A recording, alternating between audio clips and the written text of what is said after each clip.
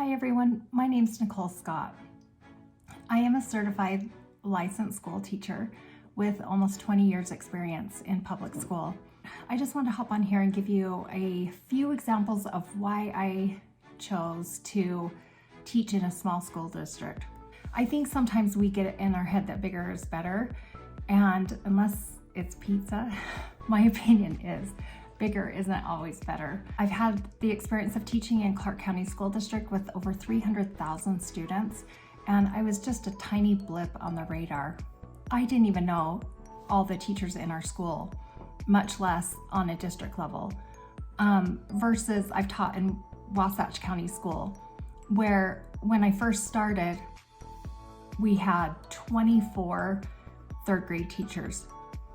At that time, we were dealing with No Child Left Behind, and I also experienced the shift in the core curriculum. So I was used to having new initiatives and things were changing all the time. If there's one thing I know, and teachers know this so well, that change is inevitable.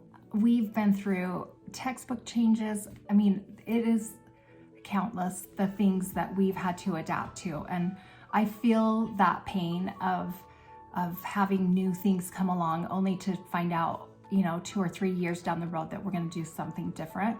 And of course we need to evolve as a public school, but it feels like overkill sometimes. And so I really that gets me to my heart when I plead with teachers to really look at what a smaller school district would look like.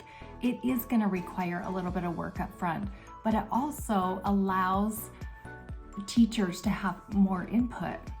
A couple things I've worked on district-wide up in Wasatch School District, we were able to gather all of our third grade teachers, and our goal was to create a scope and sequence horizontally for our grade and determine which concepts our kids were struggling with and teach those at the beginning of the year and then spiral those throughout the year.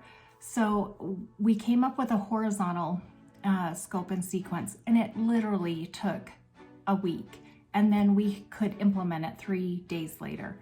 It was so cool to watch 24 people come together. We divided it up and then pieced it all together, and it was so fulfilling and rewarding as a teacher to be able to decide what we were going to teach when we were going to teach it. The district decided the curriculum, and we just put it together so that we had everything aligned for our students so that we could really close the achievement gap. And what I think is more important, that we are able to quantify what the kids know and what they don't know, and then decide what are we going to do about it. Our team decided to gather everyone together and create this scope and sequence. Then a couple of the teachers had an idea to go vertical. So it was just a cool process that we could go through, and we knew the teachers on a district level. Having a small school district also allowed us access to our leadership, to the administrators and superintendent.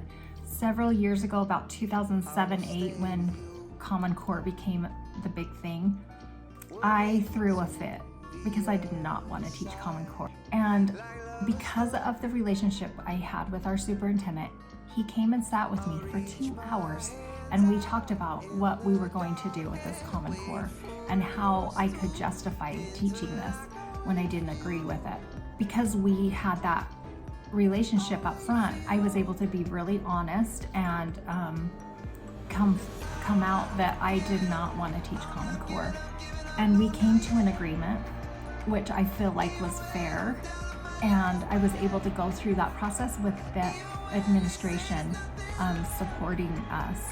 When we went through the No Child Left Behind initiative, we met as groups and then teamed off to work on certain sections of that, and it really brought our team real close together.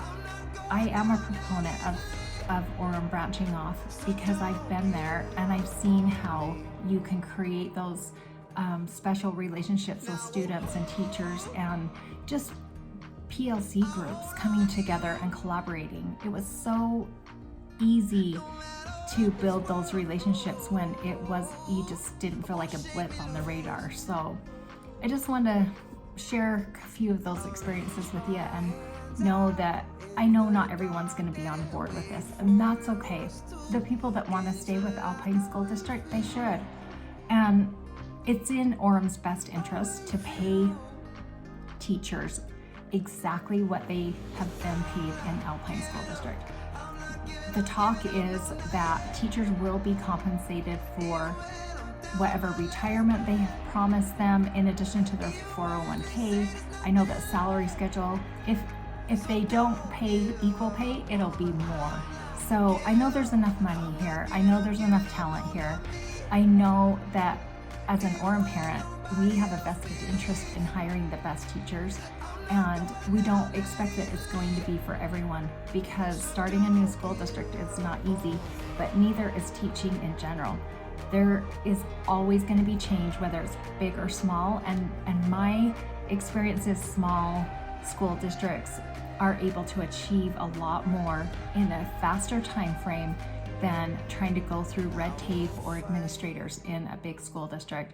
So I just wanted to share those experiences with you. I know it's a tough choice, but there's always going to be a need for teachers, and it's the hardest job on the planet. I maybe would apply to teach again if there was a smaller school district that I could feel comfortable with. So just want to share those thoughts with you, and keep on keeping on, because you guys are doing great things.